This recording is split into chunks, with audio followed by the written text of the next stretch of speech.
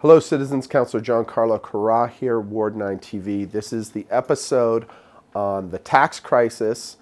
It's June 11th today. Yesterday, June 10th, we had a huge day at Council addressing the crisis.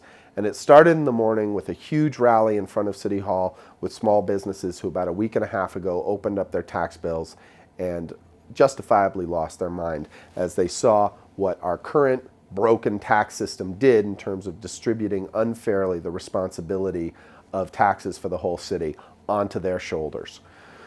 So, personally, I just want to say I'm as unpleasant as the rally and some of the politics around that were for people who are legitimately freaked out about their businesses. It is a good thing that we're all plugged into the fact that this is a problem and we need to solve it. And it's going to take all of us to solve it. It's going to take the community, the business community. It's going to take council. It's also going to take the provincial government, who are responsible for the tax system that's broken and needs to be fixed. And we need their say-so and their help and their collaboration to create a new set of laws that doesn't deal with these huge shifts. I've talked about those in previous videos. I'm not going to get into that. What I'm going to talk about right now is what the solution that Council unanimously passed was. Number one, $70.9 million in savings because we've been driving the cost of government down. We were able to save $70.9 million from last year's budget.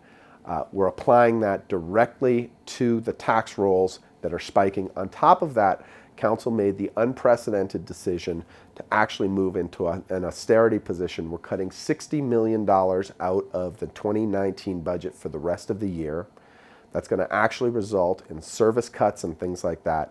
But that $60 million plus the 70.9 are going to be put together, and they're going to be proactively applied to the tax bills before the bills come due.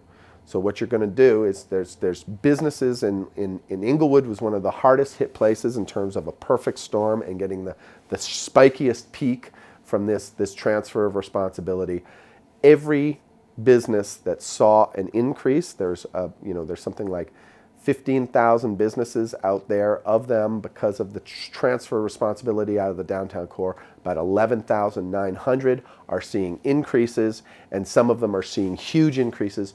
All of the businesses that are seeing increases are going to see in the vicinity of a 10% cut on this year's taxes. So instead of a 10% raise, in some cases a 100% raise, in some cases in Inglewood a 300% raise, everyone's getting a 10% cut. Now, that's against this year's tax bill. Last year's tax bill is still coming home to roost because we put one-time money on top of that. On top of that, the business tax, this is the last year in which the business tax and the property tax are getting consolidated.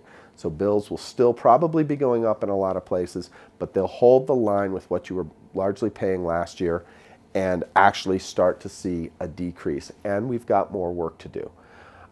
The final thing that we passed is that we're going to go to the province and we're going to say we need to work structurally on this. There was a move to try and get them to take some of their property tax dollars that they take. Every home that pays property tax, about 40 cents on every tax dollar goes to the province. With the consolidated business tax now, every business, about 20% of their tax goes up to the province. We said, look, to the province, this is an issue. They told us we're not interested in that, but we will talk about structural reform. And so rather than fight it out, that's what Council passed. We are going to work with the province. We're going to work with industry. We're going to work with ourselves. And we're going to develop a new tax system that doesn't have these spikes. I suspect it's probably going to involve a banded tax around the downtown that treats it differently than all the other commercial properties.